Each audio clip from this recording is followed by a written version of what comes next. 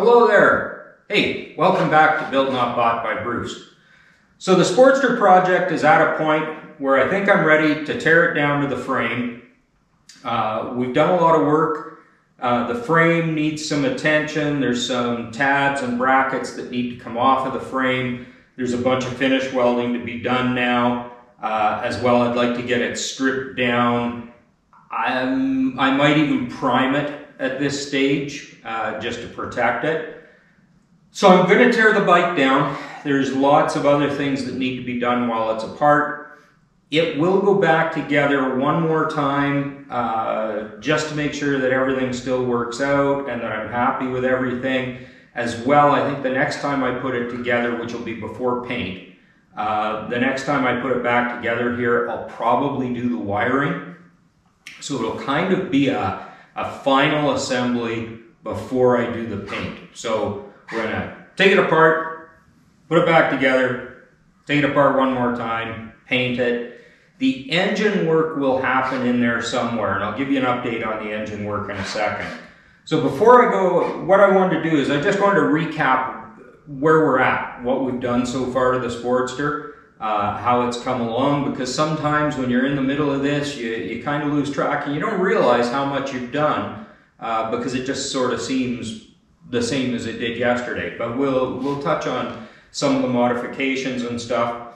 Before I get to that, I want to do two shout outs. Two companies that have really made this process a lot better. First, Lowbrow Customs. Thank you guys. Great products, great service to Canada. You know, fasteners and tabs, fab parts, gas tanks, fenders, the whole bit. It's all been really, really good. So I really appreciate you guys being there. You know, I hope you appreciate that I've been spending money with you. But a big shout out to Lowbrow, because you guys have certainly had the stuff that I've needed.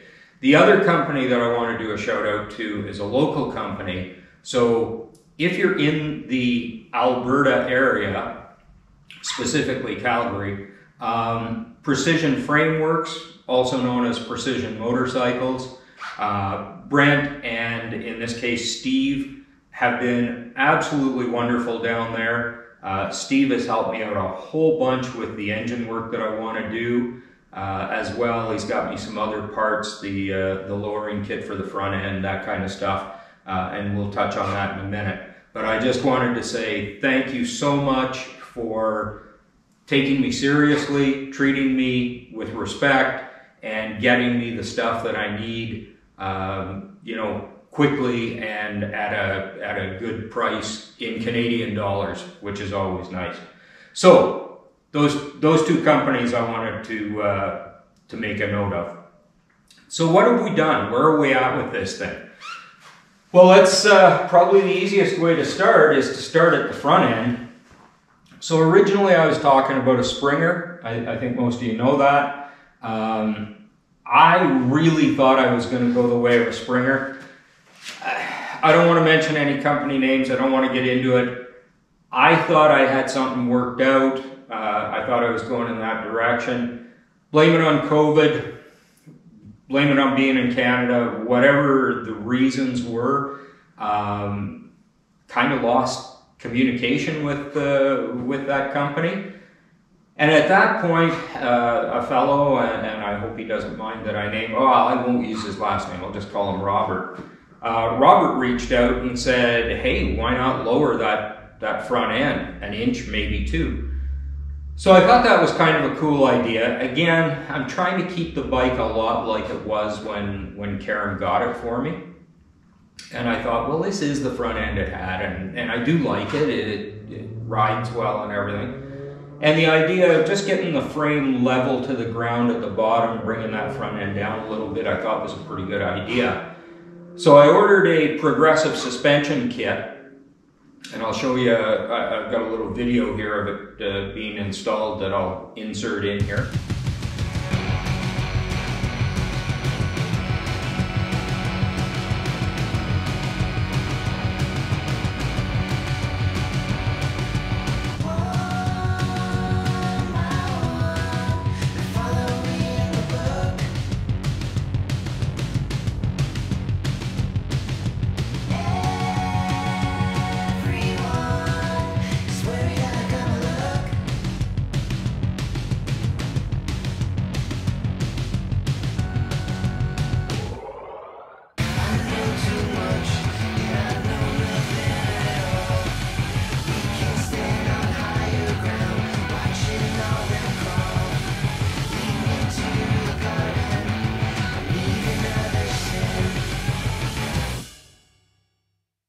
I ordered a progressive suspension kit from my friends at Precision Motorcycle. Easy installation, super easy. And what I did, I've got all new seals and everything to go in the front end. I just dropped the new springs and the spacers in because I wanted to get an idea of what the ride height was going to be. And I guess to that, I will give you a caution. The kit will allow lowering 1 inch up to 2 inch. And I thought I'd play it safe and just cut the spacer to the 1 inch lowering setting, if you will. The spacer is just, you change the length, just cut it with a tubing cutter, you'll see in the video. Thanks Brent for telling me to use a tubing cutter. So you just cut it with a tubing cutter and put the spacer in. So for a 1 inch lowering, it was 4 1/4 inches. And I thought, you know what, I'm just going to start with a conservative 1 inch and go from there. So I cut the spacer to 4 1/4. You can go down to 3 1/4. Boy, am I glad I didn't overdo it. Cutting it to the 1 inch lowering setting was absolutely perfect. The bike sits right. It's not too low, but boy, oh boy, I'm sure glad I didn't jump right into the 2 inch or I would have been a sad guy. So the 1 inch lowering worked perfect. Kit was super easy to install. Now that I know that the ride height is right, everything's the way I want, I'm going to pull this all apart. It's easy enough to clean the old oil off the springs and stuff that I put in there. We'll do new seals, new oil, you know, everything will get done in the forks. So that'll be one of the things I do. These need to be polished anyway. And I think probably the best way to do that is if this is all apart, and then I can just work with the lowers. So that's what we've done up there. Handlebars and controls, no change. We're going with what was here. As you've seen in the other videos, another thing we've done is we've set this bike up for 2 gas tanks. And I'll have a video, if it isn't out already, it'll be out shortly, explaining how I mounted these gas tanks.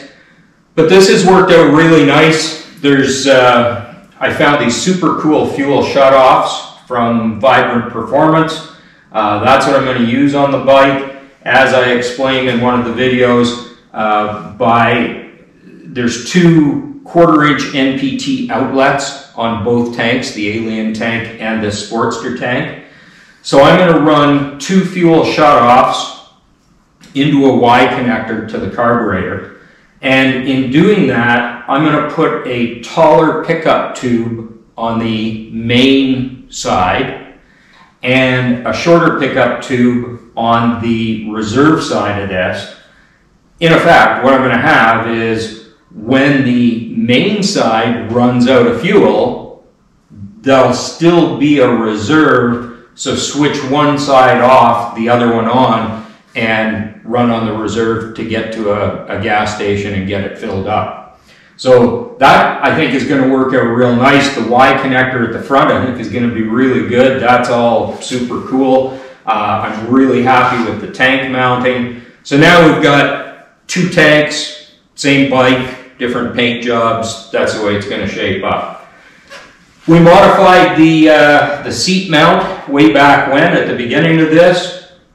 Made it a much nicer bolt onto the frame, got a little more height on the seat at the front. That worked out really well. And just in the last couple of days here, I added the speedometer mount to the seat mount.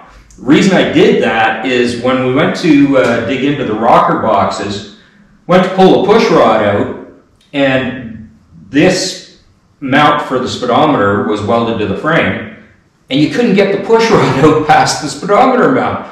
So the only way to get the push rod out was to either take the engine out of the bike, not a great option, or break this mount off the frame. I selected option number 2. Didn't make any sense to weld it back onto the frame, so now it's part of the seat mount. When the seat comes off, the speedometer comes off with it, everything is good. So that's a nice little change we made. I think you remember at one time this cover had a big ugly piece hanging down here. It was pretty rough. It just didn't look very good at all. Once I got into this, I did figure out the look the guy was after and what he was doing, and it wound up making a lot of sense. And I like this high line on the bottom of the cover here now, and that you can see my hoses and stuff in behind there, the AN hoses that we've done. So I'm not unhappy with the look of this at all. I just have to do a little more finishing on the edges before I polish it. And this look, it's going to be okay. I see what he was trying to do. I just don't think he had all of the tools to finish the job nicely.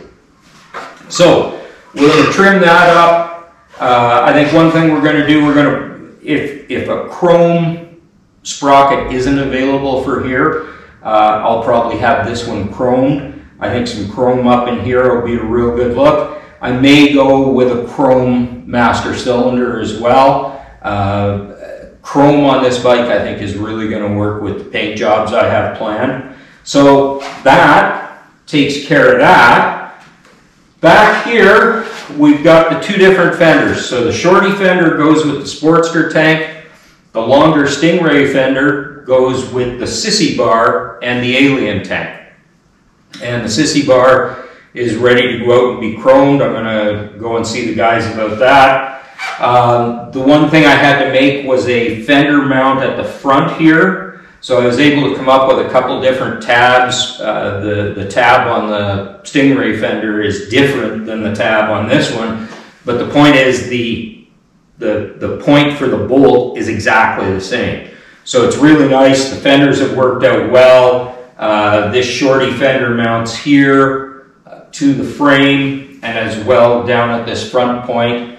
The other fender mounts to the Sissy bar and down at this single point at the front.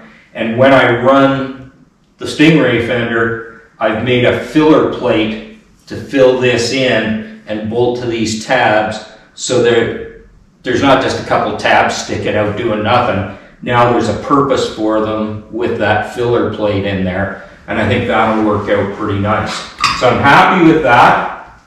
That is pretty much everything on this side of the bike.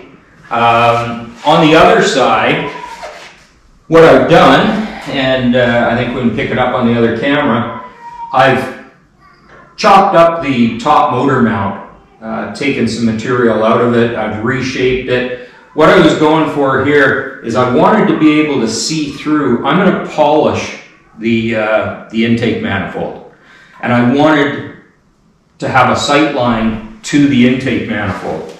So now the other side is quite wide open. The coil is not going to be between the cylinders as it is on most Sportsters. I'm moving that coil back down under the oil tank here and running the two spark plug wires up. And I think it's going to be a really clean, tidy look, and it's going to leave a nice big opening here with that polished intake. I think the whole thing's going to work out really, really well. On the other side as well, what else have we done? Not much other than the rear brake. We got that moved down to the bottom, still have to polish up the mounting point and the caliper. But we'll get that stuff polished up. We'll polish up the front caliper as well. That's all going to work out pretty well. We put the new kickstand on. We did some of our AN hoses. I got a little more to do. And of course the other thing I did was built an electronics or battery box for it. And this is the finished look. It's going to be painted to match the frame using these what lowbrow calls pike nuts. I'd almost call them spike nuts, but anyway.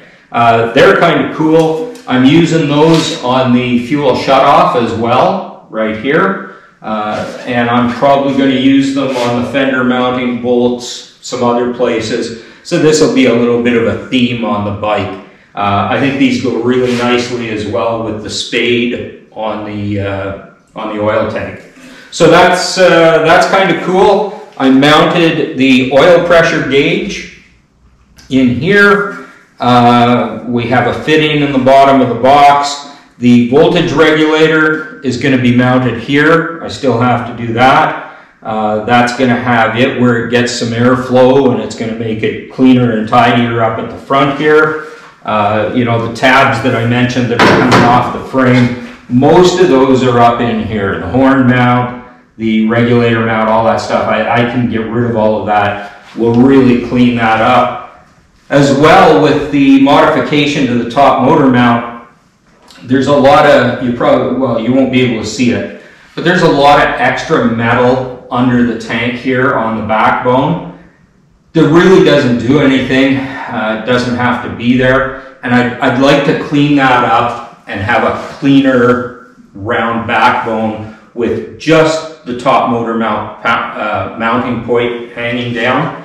I don't know if I'm going to take this side off and put a gusset on there, or if I'll just keep both sides to give it strength. But once I have everything stripped down on the frame on the bench, then I'll be able to make that decision. It's not going to change anything. I'm not going to remove the original bolt points, so it'll be fine that way. So I guess the last thing to talk about is the engine. So a couple things with the engine. Way back when I told you that I'm a big fan of mechanical fuel injection, Hillborn, and I am, and it works great in the race car. I talked to the guys at Hillborn, and I really appreciate their honesty. They said, don't do it, you'll hate it. And I asked some questions about it. And I guess there are issues with leakage into the cylinders when the bike isn't moving. They've had one customer who put mechanical injection on, and even with the shutoff valve that he had, it leaked fuel down into the cylinders overnight. He went to start it, he bent a rod, it was ugly. As well, they said that, you know, for straight line performance, you'll love it. But they said tuning wise, stop and go traffic, that kind of stuff, you'll absolutely hate it. They said you're going to be playing with it all the time. And they really strongly recommended that I not put mechanical fuel injection on it. The option fuel injection wise would be to go with electronic.